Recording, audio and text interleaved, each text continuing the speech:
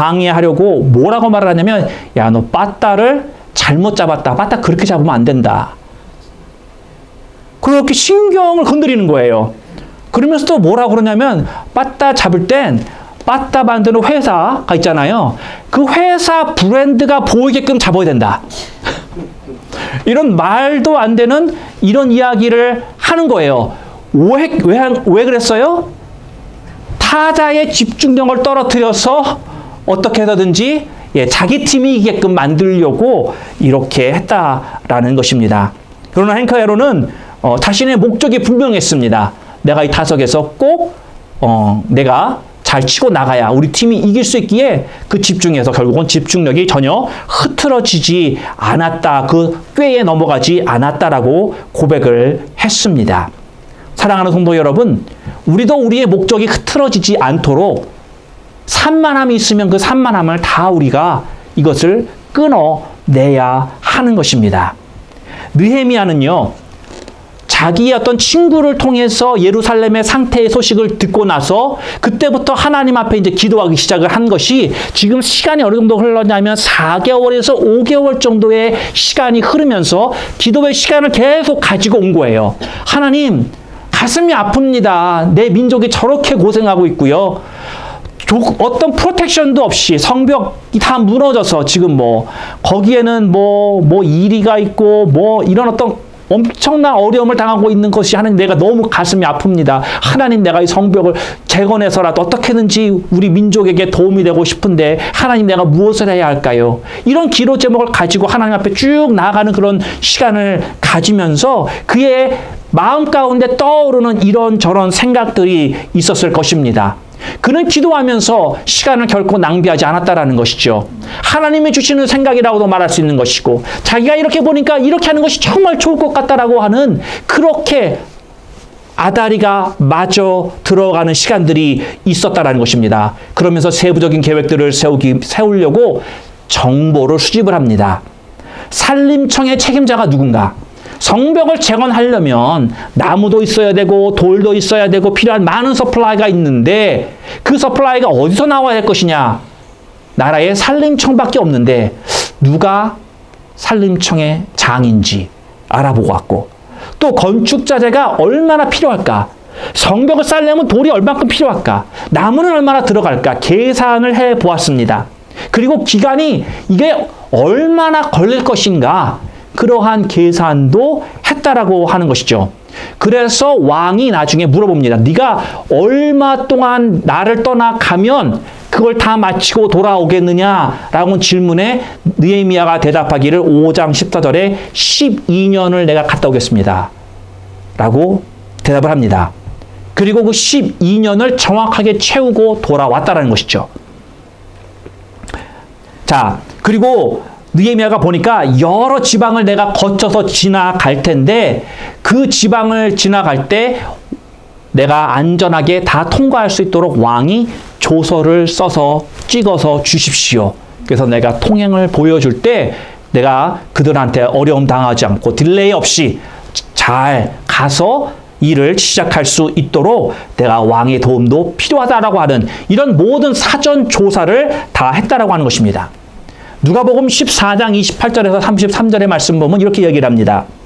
너희 중에 누가 망대를 세우고자 할진대 자기의 가진 것이 중고하기까지 족할는지 먼저 앉아 그 비용을 예산하지 아니하겠느냐. 그렇지 아니하면 그 기초만 쌓고 능히 이루지 못하면 보는 자가 다 비웃어 가로되 이 사람이 역사를 시작하고 능히 이루지 못하였다 하리라. 그러면서 또 한 가지 이야기를 합니다. 또 어느 임금이 다른 임금과 싸우려 갈 때에 먼저 앉아 1만으로서 저 2만을 가지고 오는 자를 대적할 수 있을까 헤아리지 아니하겠느냐. 확실한 목적을 가지고 구체적인 계획으로 기도하며 진행할 때 보스의 인정을 받을 수 있는 것이고 그의 마음도 바꿀 수 있는 줄로 믿으시기를 바랍니다. 마지막 포인트. 이거 없이는 앞에 있는 모든 것이 그냥 모래에 짓는 집처럼 흐르르 무너질 수 있습니다. 그러니까 제일 중요한 거예요. 뭐냐? 하나님을 의지하십시오. 아멘. 8절 말씀입니다. 또 왕의 살림 감독 아삽에게 조서를 내리사 저로전에 속한 영문의 문과 성곽과 나의 거할 집을 위하여 들보 제목을 주게 하옵소서 하매 내 하나님의 선한 손이 나를 도우심으로 왕이 허락하고 왕이 다 허락했다는 거예요. 그런데 그 크레딧을 누구에게 돌려요? 하나님이 도와주셔서 왕이 허락하였다라고 하나님 감사합니다 했다라는 것이죠. 느헤미야가 이런 이게 얼마나 아름다운 믿음의 고백입니까? 여러분, 우린 이렇게 생각할 수 있지 않습니까? 느헤미야 참 특출난 사람이죠. 능력 있는 사람이에요. 그렇지 않고 술관원까지 그냥 될 수 있는 게 아니거든요. 근데 이 느헤미야가 이렇게 돌아보면 자신의 구체적이고 어떤 프랙티컬한 정말 이렇게 짝짝짝 맞는 그런 기획과 계획 때문에 성공한 것이 아니다라고 하는 거예요. 하나님의 손길이 여기에 닿았기 때문에 이것이 이루어진 것이라고 그는 고백한다고 하는 것이죠. 느헤미야는요, 자신이 할 수 있는 거를 다 했습니다. 예, 그냥 기도만 하지 않았다라고 하는 것이지요. 성공적으로 이것이 다 이루어진 것은 그리고 자신의 지혜 때문만이 아니라 하나님이 함께 하셨기 때문이라는 것을 알았다라고 하는 것입니다. 여러분, 진정 지혜 있는 자의 모습이 바로 이것입니다. 내가 지혜 때문에 성공했다라고 내 지혜를 자랑하고 그렇게 사는 것이 아니라 이것이 가능했던 것은 하나님이 도우셨기 때문이다라고 그것을 아는 것이 진정 지혜로운 자의 모습이다라는 것입니다. 세상 사람들은요, 역사를 다른 관점으로 봅니다. 세상 사람들은 이렇게 기록을 합니다. 아닥사스다 왕 때 저쪽 남쪽에 있는 애굽이 다시금 세력을 키워서 쳐들어올 수 있으니까, 그리고 시리아 지역에 지금 그러니까 예루살렘이 있는 그 지역에 반란을 또한 도모할 수 있는 여러 가지 위험 요소들이 있으니까 그 주변을 안정시키려고 충성심이 강한 느헤미야를 보내서 그리고 그 리더를 중심으로 예루살렘이 다시 서서 애국과의 사이에서 버퍼 역할을, 그래서 두 강대국이 부닥치지 않도록, 그리고 시리아 지역에 여러 반란들이 일어나지 않도록 안정시키려고 느헤미야를 보냈다. 이런 역사는 이런 평가를 할 수 있다는 것이죠. 그렇죠? 왜냐하면 역사는 하나님을 인정하고 있지 않기 때문에. 그러나 오늘 그 역사의 주인공이었던 느헤미야는 뭐라고 얘기를 해요? 하나님이 나와 함께 하셨기 때문이었다.